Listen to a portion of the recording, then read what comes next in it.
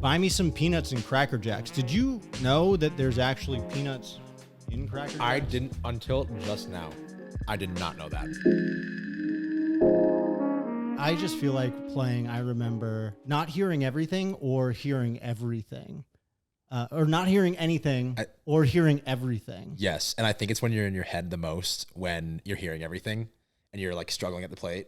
And when it's a beach ball and you're like hitting really well, you don't hear anything. Like nothing's going on except for what you're doing in that exact moment. You had a moment though where you heard something. I'm alluding to the stick to TikTok. Was that what it was? What did the guy say? Yeah, so I was playing at Alabama and I was at Stetson and they were chirping me. The entire fan base was chirping me the entire weekend. But the craziest one was I was at the plate and I just got done with an inning at third base where I was getting like obliterated by the fans. They were going crazy on me. And just like, obviously when you play third base, you're the closest to the visitor dugout. I guess it was the home dugout for them. But I was so close to them. You're getting worn out by everybody. It's the guys chirping at the end of the bench. You got the fans chirping at you. What were some of the things that the fans were saying on that side? Oh, they were saying, you're saying my batting average and saying how many games I've played in, talking about my parents and my family and like things about my sister, about her attractiveness. I'm not going to say exactly what they said, but it's just stuff like that. And it was just like, it was fun for me because I knew that this was probably my last year playing. And I'm like, this is so cool. Like people are chirping me for TikTok. It's free promo for you too. Yeah. Yeah. So you were at the plate and. Yeah. So it was a 1-2 count and it's the only time, this has probably happened more times, but it was the only time where the fans were cheering. And then right before the pitch was thrown, everyone went silent. And I guess it's because I've never played in an atmosphere like Alabama before where everybody kind of like tunes in for the pitch, then they go back to talking and whatever. And when it went silent, one of the fans in the outfield yelled "stick to TikTok" like really loud, but I only heard him say TikTok, so I didn't think anything of it. And then I hit a home run on that pitch when he yelled it. So I come in the dugout and everybody's like, "What just happened? Like, did you hear that?" And I was like, "What? People are just saying TikTok?" And they were like, "No, the guy said stick to TikTok, and you hit a home run." And I'm like, "Well, I need that video now." Yeah, right. And that chirp came from the outfield? Yeah, I was a fan in the outfield. So you hit it right to him. You're like, okay, here you go. Here's the ball. Right to him. I hit it right to him. Wow. So that was at Stetson. So that was what, I guess for you, it's so weird with COVID. Does that count? Was it a fifth season or what was it? So it was my, I guess, fifth season. Yeah, because my fourth season got cut short. I played like 11 games my senior year at Hartford and then got the chance to go to Stetson for my, I guess, fifth. They call it COVID year now, I guess. Super senior. Your Super senior. Van Wilder year. Yeah. So you went from Hartford. So you were there 4 years, got your degree, and then you were like, I'm going to Stetson. What was the biggest transition from that? I would say living in Florida, playing baseball in the heat. And I went from playing in... Because you're from Connecticut. From Connecticut, playing in 30-degree weather and thinking it's normal, wearing short sleeves, and being fine and adjusting to it, and then being like, oh, well, I'm going to Florida now, and I'm on the phone with the coach, and he goes, hope you're ready for 95 degrees. And I'm like, oh, 95, that's not that bad. But in Florida, 95 is like 150. Like it is, the sun is just beating on you the entire day. I didn't have any heat strokes, but there were a couple close calls where I'm at third base, and I'm like, I don't feel like I'm alive right now. I feel like I'm literally dying of heat stroke. You and I both from New England. I think we can kind of solve this. Would you rather have it be so cold that your hands are hurting catching the ball when you're hitting, all those things that come with the cold, or would you rather have it where it's too hot? And I'm not talking like Arizona heat, right? Because that's easy. I'd rather play in the Arizona 115 degree weather because it still is like a dry heat or whatever. I'm talking about the heat that you were just talking about, the sweaty, like you might need to change your shirt in like the fifth inning, go back into the clubhouse. This is actually a really tough one because I thought about this when I went to Florida. I'm like, is this going to be easier to transition or is it going to be harder? And I think I would rather have the cold because the thing is you can get warmer as you start playing, but as you start playing in the heat, you only get hotter. So like You can't make it better in the heat. You cannot make anything better. In the cold, you can make it better. So what would you think? You can always have a blanket on the bench too. Like for me at least, right? It's like rotting on the bench, but you can layer up. You can, and then like, I feel like hoodies are acceptable now to wear under, which like didn't used to be a thing. No, never. It's crazy. Like baseball, it has so many of those like rules that it's not even like, they're not unwritten rules either. It's not like those things that are like, oh, don't bunt with, when there's a no-hitter or something like that, right? Like that's an unwritten rule. I'm talking about the ones where it's just like the rule, even there were like written rules about this where it was like Brian Wilson couldn't, like his cleats. Remember the whole thing with his cleats? Like 50% of your cleats had to be black or something like that. Ridiculous. Why are these rules in place? Why, like, and I guess that was one of the things too of like sweatshirts. It was like, no, you can't wear a sweatshirt. Like some coach is just like, well, this is how it's been, so this is how we got to do it. Yeah, and I feel like you probably had a moment like this at BC, and at Hartford, we would go to this dome in the winter and play at 6 a.m., practice at 6 a.m., go back and go to class, lift, whatever. And my coach would not turn on the heat in the bubble. So we would walk in, and it would be colder inside than it was outside. What? So he always talked about, preached mental toughness. Adversity was his number one word. Expect more out of yourselves. If you're going to expect more out of yourselves, you got to be cold. You got to learn how to play in the cold. And I'm like, we can learn how to play in the cold when it comes. Like, we don't need it right now. Did you have that? Yeah, it was always framed as like, this is because playing in the ACC, it's like the other schools at the time, there wasn't all these teams that played in cold weather. Like Boston College was pretty much the only team in the Northeast. Like I think the other furthest team at the time was Maryland, who's not even in the ACC anymore. Is that an advantage for you? Like an advantage? Well, that's kind of how it was framed, right? It's like, oh, like this is our advantage. Now it's like, okay, well, these other teams are also playing in the cold. It's just harder to recruit in places like that, right? It's like all those players that you played against in high school, like they ended up going down, like the best ones end up just going down south because that's just like, one, they probably can offer better facilities, but also like the idea of playing year round and like being down at Stetson, I'm sure you saw that just as an advantage to just be able to train outside and work on your craft all year round. A lot of the kids at Stetson, I don't think anyone from Florida that I knew of that played baseball went to the Northeast to play. It's always coming down. It's never going up. And I think I learned that everyone at Stetson was from Florida or from the Northeast. And at Hartford, everyone was from Mass or Connecticut. That was it. We had one California kid who lived in Northern California, and it was cold there where he lived. Right. So there was no one lived in warm temperatures at Florida. And I think it's just such an advantage when teams come to play, Southern teams come to play Northern teams, but that doesn't really happen ever now. Right. Yeah. Would you say, what, like personality wise, what would you say? Because your teammates up at Hartford were probably mostly from that area, from New England, from the Northeast, versus like now, like Florida. What were the differences in teammates there? I would say a lot of the Florida guys were more laid back. That could be a bad thing, could be a good thing for some of them, as in work ethic and stuff like that. But I think a lot of guys that's just how Florida people are. They're just I don't want to say slower, but just more laid back. And people in the North a lot of my teammates were like very like on edge a lot. And I came to Florida and it was like, am I on vacation right now? Like what's happening? And like our practices were so laid back. The coach was so laid back. We were just like having fun.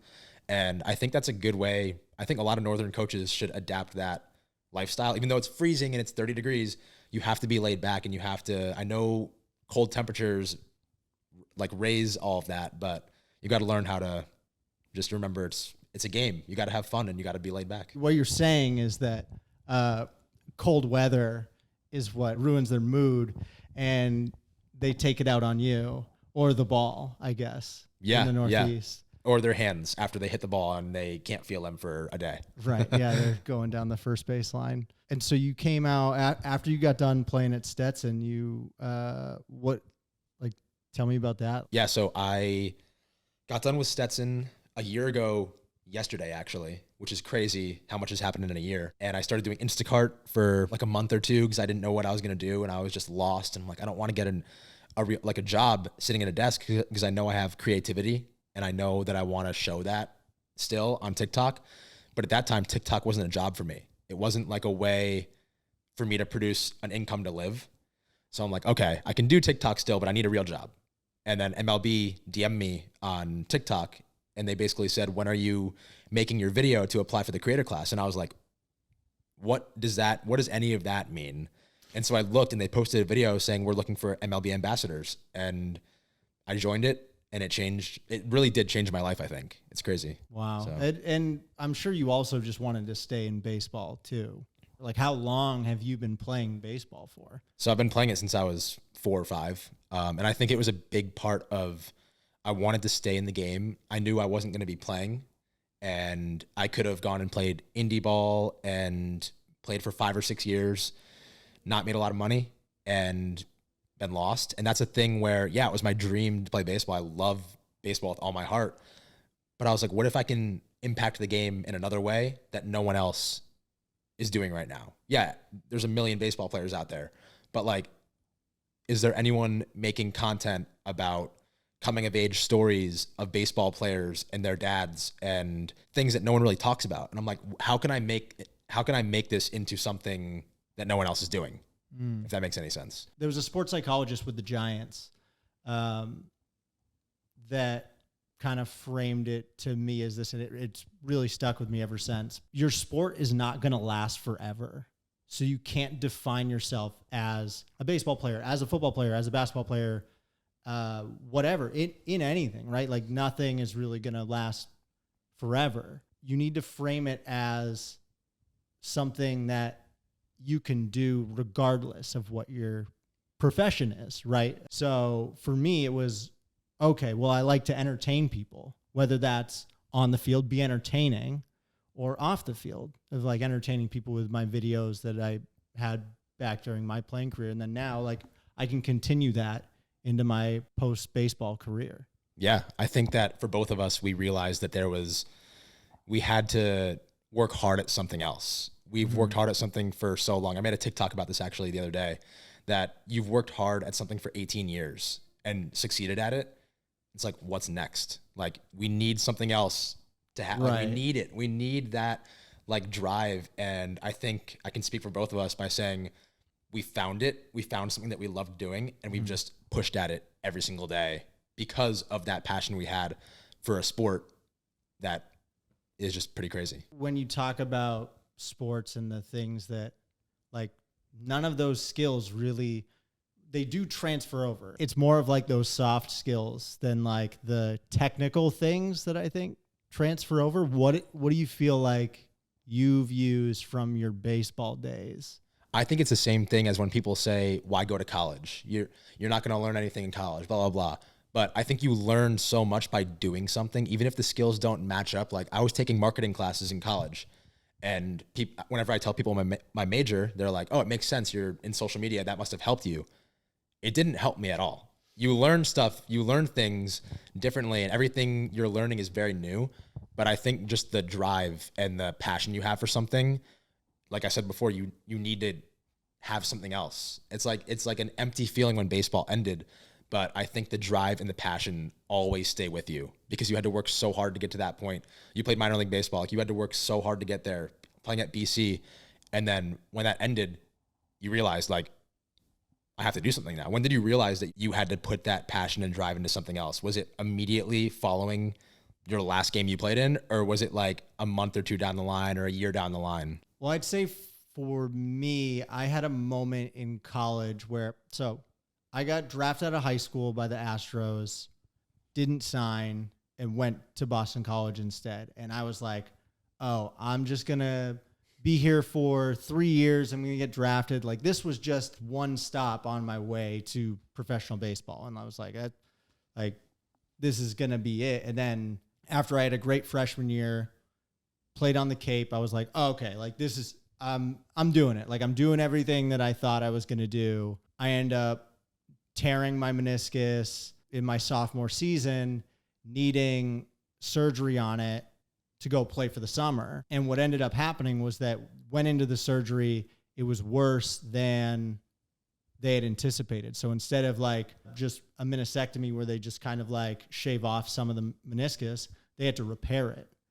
So they, instead of a 4-week recovery, that was now like a 4 to 6 month recovery. Wow. So it was like and you know, like the sophomore year is like super important. Probably the most. Yeah. Important. Going into the draft or your sophomore summer, going into junior year is like your most important summer. And like, I wasn't getting that. And so that was kind of like my moment where I was like, oh, this could end at any second, like any moment, like this could just be over. My career's done. And that for me was like my moment to be like, okay, I need to start caring about things other than baseball and stop identifying myself as just a baseball player. So I got into my studies. I started like caring, not that I was a bad student before, but I think that there was just more thought was put into the classes that I was taking. And I had a notebook on my desk and I would write down one thing that made me a better student, one thing that made me a better athlete, and then one thing that made me a better person. I think that to me helped frame things that like, oh, this like kind of like what you were saying earlier, that like this class doesn't really have to do with anything that like it's how do these things translate into the real world? It's like, it didn't matter that I got a C in the class, right? If I got something out of it that then I'm taking into my life, I think that's using the things that you're learning and applying them as opposed to just learning things that you don't end up using. Yeah. And I think that numbers are killer in college because you see like, oh, you get it. Like you said, you get a C in the class or whatever. And I also don't believe that you got a C in a class. I think I did it really? At some point. Yeah. But it's funny because like, I've never thought about that until after college where I would get a B and I'm so focused on that B and I'm like, what could I have done better? And I didn't realize how much I learned about myself and about like whatever class I was taking. And I just learned so much. And I think it makes me realize now how important it was. And same for baseball. It's like you get a bad game, you go 0 for 4. And I never tried to learn from that game. It was always move on to the next one. Like I need to just make sure I go 4 for 4 the next game so I can counteract that. Or just the next at bat. Or the next at bat, literally, yeah. So I think it's numbers really can get to your head, but then you also learn a lot about yourself, which took me a little while to realize that. But baseball, you also get to, it's pretty unfair. Like in football, you have 17 games that you play. And like, that's it. Like you got to get juiced for that one game. Baseball, you play 162.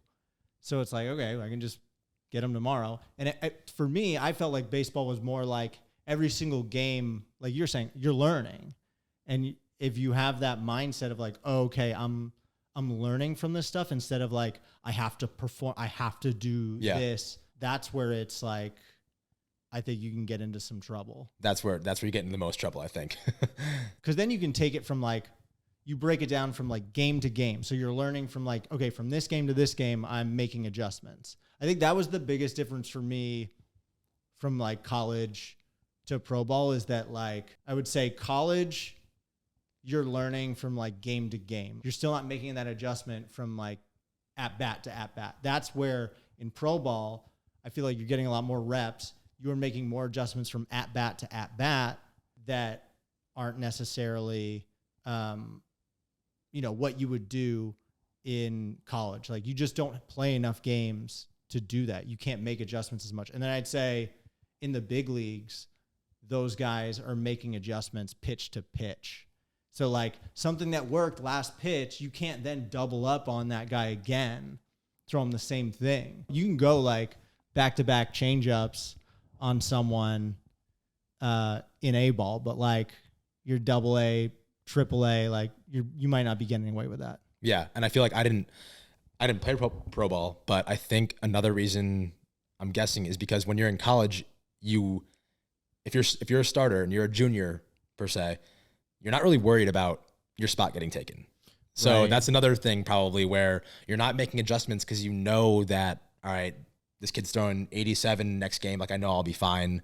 I don't really have to adjust right now. I'm also not going to get taken out for the freshman who just like, hasn't gotten at bat all game. But when you're in pro ball, I'm guessing it's like you have to perform or else you're not going to play forever. Right. Like, you're not going to play. That's what really gave me anxiety though in pro ball. I feel like I wasn't getting as like towards the end of my career, I wasn't getting as many at bats. So it was like these at bats were so precious, and it was like I have to getting back to like, oh, I have to do this. It wasn't even fun at that point, right? And I think that's where when I got released at spring training, a couple other guys also got cut that day, and I look around the room and they're all like really upset. Like they're like, oh my gosh, like my career might be over, and I wasn't feeling that. So I was like, okay, like this is probably time for me to be done playing baseball. But you had the opportunity to play pro ball, right? Yeah. So after my junior year, I played in the Cape, and my first 12 or 13 games, I was hitting like 300, playing really well. And the Diamondbacks Northeast scout was coming to all those games. And and I know he missed the one game I went 0 for 4, which it was so funny. Like I was like 3 for 4, 2 for 4, 2 for 3, and then just 0 for 4. He wasn't there. So I'm like, all right, good. And then got a call a week later, and he goes, would you be willing to sign a contract right now? So I called my dad, called my coach, and I was so excited. I told them I'm signing. Like this is a done deal. I'm never going to get this chance ever again. Like, no way. And that was me being naive. But they obviously had to kick some sense into me, and they were like, you can go back to college, graduate, get your degree, and you're going to get the same amount for the signing bonus next year. And the next year was COVID. Right. So 40 rounds to 5 rounds, didn't even get a look. So, but I mean, that ended up being a blessing in disguise because you ended up going down to Stetson after that. You and I wouldn't be sitting on this couch probably if no way. That didn't happen. And I wouldn't have started social media and done TikTok. And I found a passion in that I probably wouldn't have if, who knows? Like, I don't want to say, oh, I'm glad I didn't sign a professional contract. Sure. Like, that's ridiculous to say. But then you also have to think you can't say what if. Because if you say what if once, then the rest of your life, you're going to be saying what if. So I just try to take it as, well, if I signed that contract, I wouldn't have done TikTok, and I wouldn't have moved to LA and sitting on this couch doing a podcast with you. Like, you have to take everything and just realize it's okay. Like, you can't say what if. Yeah, because that's like looking back at bats, like, oh, what if I just stayed back on that curveball? Yep. What if I just threw that ball a little bit more to the right of the first baseman, so I didn't make a throwing error, which was my third of the day. Like, right. And then you just get in your head, and it's terrible. You can't. Oh, it's terrible. What if I didn't eat all of that food at the ballpark? So that's kind of like what you've been doing more of now, right? Is like because the season's happening right now, you're able to just go and travel, and like with the stadiums open and everything like that. Yeah, I've been working with a company called Game Time. It's a last minute ticketing app, and they basically sent me on this tour of every California MLB stadium.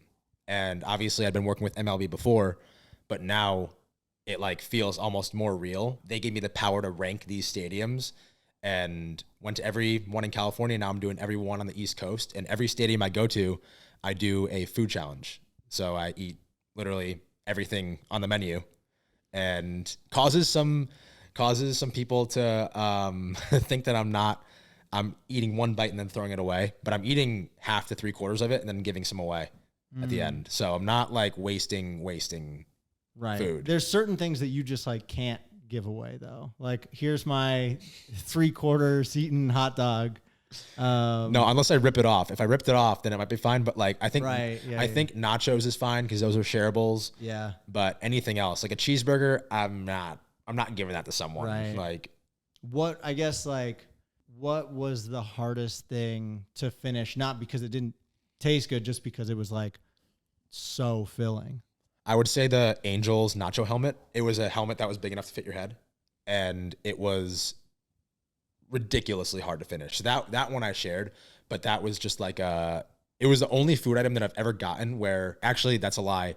Dunkin' Donuts Park, minor league stadium for the Rockies. They had a skewer, and it had a glazed donut with chicken, a hamburger, glazed donut, and munchkin on a skewer, and it was covered in hot sauce. Oh my gosh. And I know the end part is like the worst part The hot of sauce that. The hot part? sauce. It was like really good, and I bet it liked works, it. though. It worked because of the chicken. So like you would get the chicken but if you just have the glazed donut with the hot sauce, no, you can't. You can't. Think about it. It's kind of like chicken and waffles in a way, right? It's like the idea of like that sweet, the salty, the savory, like you get them, and the spicy, you get them all together. Like that's what's that called? Yahtzee? Umami? That's its own flavor, right? I don't know anything. I can't cook. I know absolutely nothing about cooking. But Mia, who's helping produce this, does, and she made a bunch of foods for us to try. Not only try, but we're going to actually do a tournament-style bracket of the most iconic ballpark food. So let's stop down now and then come back, and we'll be stuffing our faces, and we'll make sure to finish all of this food. Someone in this apartment will. It's going to be gone. Yeah. Okay, we're back. This is going to be awesome. I mean, it smells incredible in here. I'm ready to eat. Yeah. All thanks to the audio engineer, producer, Chef. also chef, and also my girlfriend, Mia, behind the camera. Put all of these dishes together. And these are all things that you would see at a ballpark. Some people might be a little upset that some of these items are missing. I think one of them being cotton candy. Personally, I believe that cotton candy is a little too sticky. Like if we're talking baseball, most iconic ballpark foods and doing a tournament with that. If I'm at a baseball game, most iconic, just signature ballpark foods, I'm thinking it's 75 degrees, sunny, maybe even like if it gets above like 80 and we're talking humidity now. And it doesn't even matter if you're not touching it with your hands, it's going to get on your hands. Yes. The cotton candy will be on your hands no matter what you try to do to avoid it. And then that's a trip to the bathroom to wash your hands, and now you're missing more of the ball game. Yeah. Just not allowed to happen. So we have put together a bracket of 8 items, and we are going to start off with the first matchup, hot dogs against Cracker Jacks. Let's start off with the dogs. You have a chili dog. I have just a signature Ballpark Frank here, ketchup, mustard. But let's dig in. All right.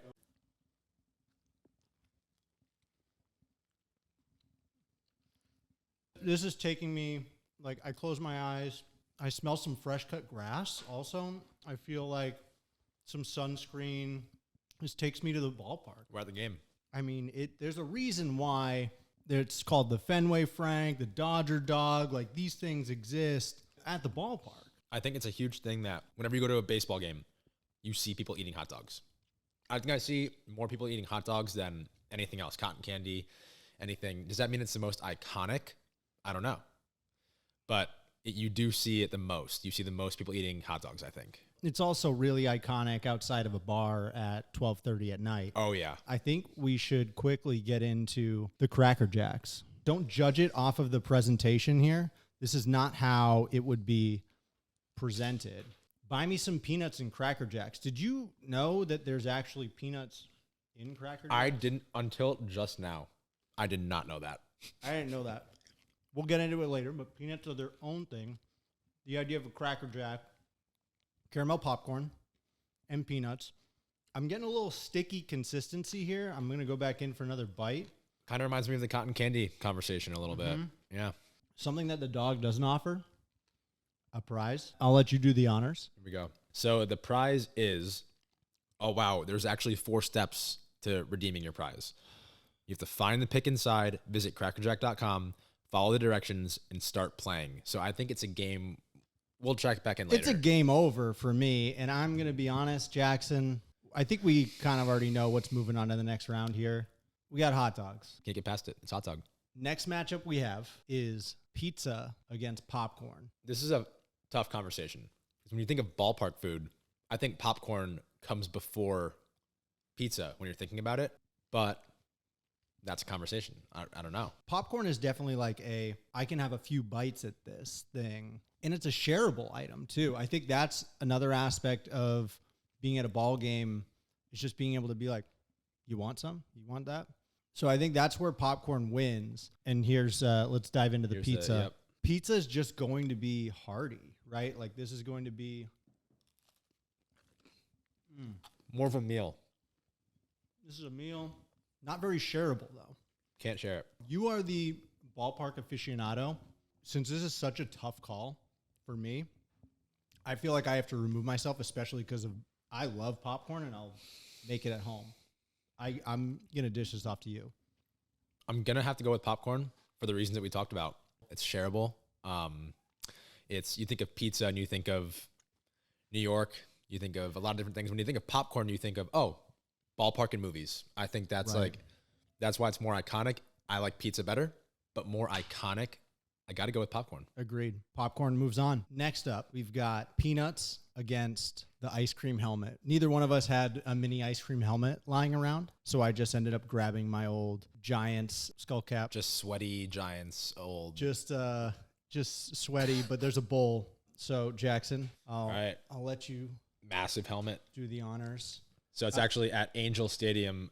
They have this size helmet for nachos. Oh my gosh. So, all right. Ice cream. Well, that's really good. That's a sundae. Look at that bite right there. And it's just when it's 95 degrees at a mid-August game, you want ice cream. You're wanting that. You don't want your kids to cry, so give them some ice cream. And that's what makes it iconic, I feel like. Peanuts. Very tough matchup. Also, I want to see how you eat your peanuts. Okay, so you just put it in your mouth. Yeah, I crack it in the middle, and then I kind of tear apart. This is obviously now like a two-handed project. As you can see, like I'm hunched over. But the idea of being at the ballpark and being able to just throw your shells on the ground like that. That in itself is iconic. Makes you feel like you're at Texas Roadhouse. I have my answer. This is probably the hardest matchup. Peanuts, I do feel like, but I got to put myself there. I'm in the seat. Put yourself in the I stadium. have an ice cream helmet, a mini ice cream helmet. You have a mini ice cream helmet. Like we're enjoying the game. Again, the shareability though of those. That does factor in a little bit. But the mini ice cream helmet, I think, takes the cake. Souvenir. It's a souvenir. The souvenir, okay. The souvenir after, I didn't even think about that. Yeah.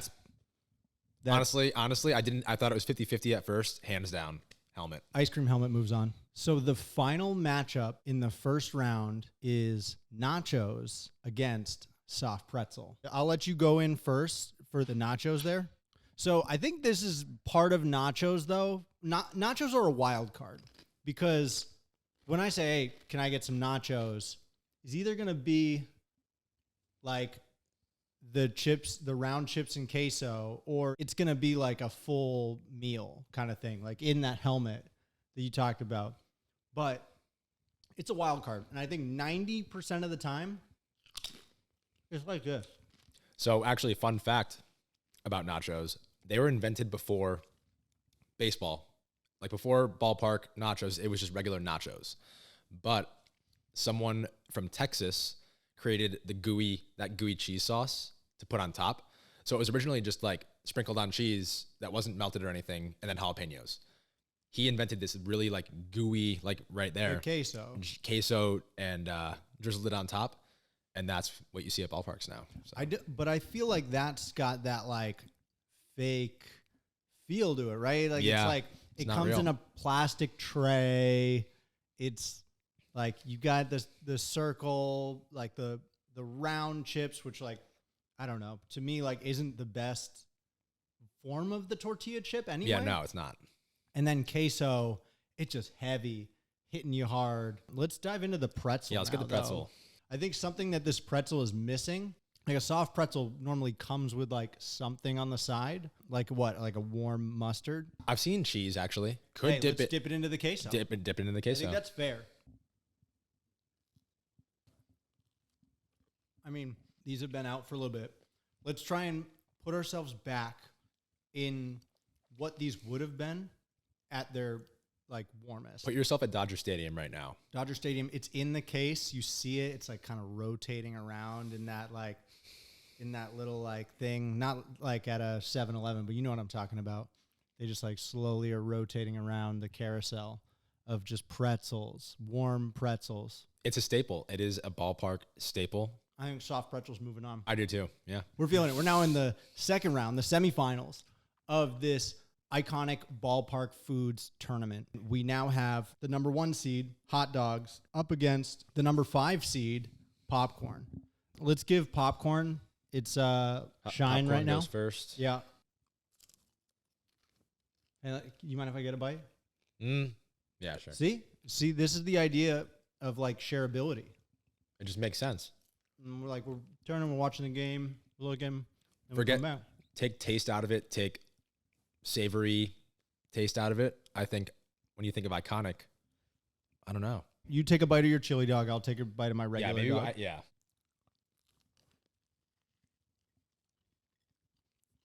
It just takes me there. I'm there. Mm-hmm. It's not even close to me. There's a reason why it's the 1 seed. I think popcorn had a great run. 5th seed, just luck of the draw who it was up against. Any other day, it might have won. I think so too. It's a tough one, but yeah, hot dog takes me right there. I'm at the game. Ballpark Frank, the hot dog. It's literally called the Ballpark Frank. Yep. So It's moving on. Second game of the semifinals. We have ice cream helmet against soft pretzel. What do you have to say first about soft pretzel, ice cream helmet before we get our bites in again? what I said before that you forgot about is the souvenir aspect of it, where you eat the pretzel, it's gone. You have the ice cream helmet and you get to take it back. Does that make it more iconic though, is the question. If I'm trying to be nostalgic about going to a ball game when I was a kid, you get a, oh, I got a little, Little on the helmet. I got a little on the helmet. That, the chocolate sauce does it. That takes me there. But I think the souvenir aspect of it, we want to give pretzels its fair. You got to give them a shot. Yeah. After a couple bites, once it's warm, the pretzel warm is like top tier. Just thought of something. When you think of a pretzel, you can think of, like I said, the circus, a lot of different sporting events, the helmet. Where else are you finding this? That doesn't happen anywhere else. No. And what other sport has the helmets? Like, you're not eating out of a ice cream out of a football helmet. No. You're not. What other?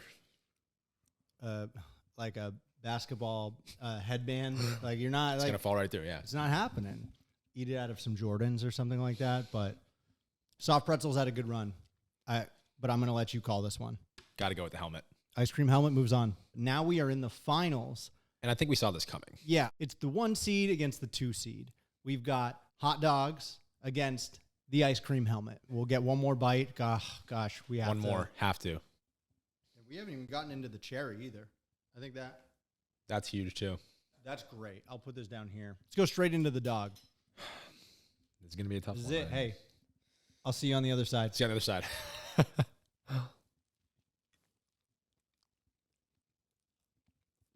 Even when I just got straight chili, still amazing. Let's have a discussion about the helmet aspect, the souvenir aspect. At the end of a hot dog, you don't get the souvenir. You don't. However, how often are you getting the ice cream helmet at a ball game? Is it every time you go to a ball game, are you getting an ice cream helmet? No, I think you're getting a hot dog a lot more often. What do you think? I think you're more often than not, you're going to get a hot dog. This one's tough.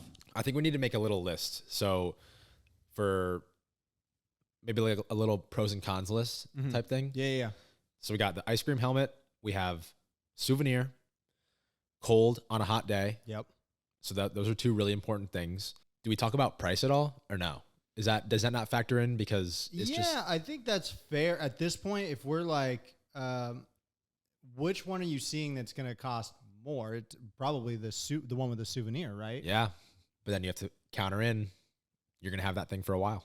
Right. That's something that like is a return on your investment there. If like, not only did you get some nourishment, but like, who knows, this could be a collectible someday. Probably Get a player not. to sign it. Get a player to sign it. Get a player to sign it. That and makes then a it's memory. added value. There you go. That makes a memory and that makes it iconic. I feel like you and I could talk about this all night. I think it's only fair that we split this as the hot dog is the best meal to get at a ball game. Yes. It is the most iconic there. The ice cream helmet is the most iconic dessert to get at a game. Most refreshing thing, maybe, besides a beer. I'd say it's not even. That's fair. Right? I like, if you throw beer in drinks, that's a whole different question or a whole different ball game. But I think we could let the viewers vote. Yeah, I agree. And let them decide in the comments what they think is the most iconic out of these two. And I think we go from there and we'll hash it out in the comments. Yeah, I think that's a great idea. I'm sure there will be heated discussions about our choices leading up to this moment. But I think we did Ballpark Foods some justice today. I do too. It's going to be exciting to see who wins. And where can people find you? All the socials, rattle them off. So my TikTok is Jackson Olson _, and then my Instagram is J_Olson2. Dude, this was a lot of fun. We're going to finish a lot of this food right now. And I appreciate you being on this, man. Like, this was a lot of fun. So much fun. Thanks for having me on. And we got to do it again. And we're about to go into food coma, I'm sure, after this. And we got to catch a ball game sometime. Definitely. This year, too. But yeah, thanks, man. Yeah, it's fun.